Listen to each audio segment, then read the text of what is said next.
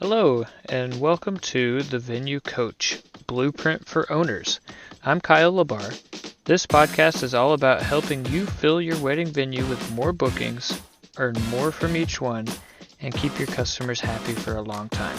We'll also talk about some tough times and big lessons that I've learned along the way. Let's dive in together and make your venue the best spot for weddings. Hey everybody, welcome to another episode of the Venue Coach. Today I wanted to talk about a conversation I was having with a venue owner yesterday, and just to give my 2 cents on the situation. So we were chatting, and this particular venue owner, they are brand new, just opened their doors in January, and they were looking for, just some tips and tricks and some help.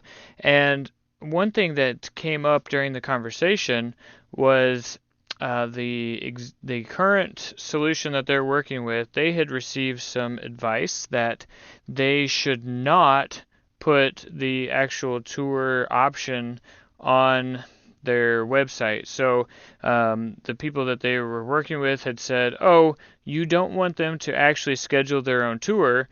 You want them to just fill out a contact form so that way they engage with you, and then you can schedule the tour from that point." And I just wanted to weigh in on that with my own thoughts on it and my own experience with having the tour pages on and off of the website. And I haven't, honestly, in my experience, I haven't looked back once we put that option on the website. I haven't thought twice about making that an option. And the reason is, what's the whole point of them being on your website? It's to get them to book a tour. And so I never wanted to put anything in the way of that. I mean, there are things that get in the way, like filling out the contact form and all of that, but that's just the nature of the form itself. They can't sign up for a tour without giving you contact information. And so people understand that. But I try to look at it as if I am the potential client. I am the lead. And when I'm on the website and I see a form that says fill out this contact form and a team member will be back with you to schedule a tour, I will fill that out. And it can go many different ways, but one way is I'll fill it out, I'll forget about it. The person who receives it won't do anything with it, so not a prompt follow-up. Might be a couple of days before they get back to the individual, and by then you're losing the interest, because you're letting time just erode the interest that they had in the moment. So for us, we'd like to capture the interest while they're interested and not try to recapture it later down the line with another conversation.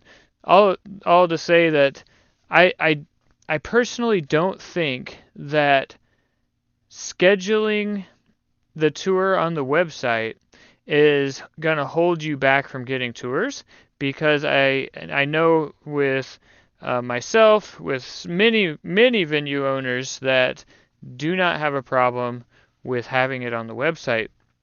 And that really that was my advice to this individual, was to put it on there. And it just goes back again to keeping the main thing the main thing.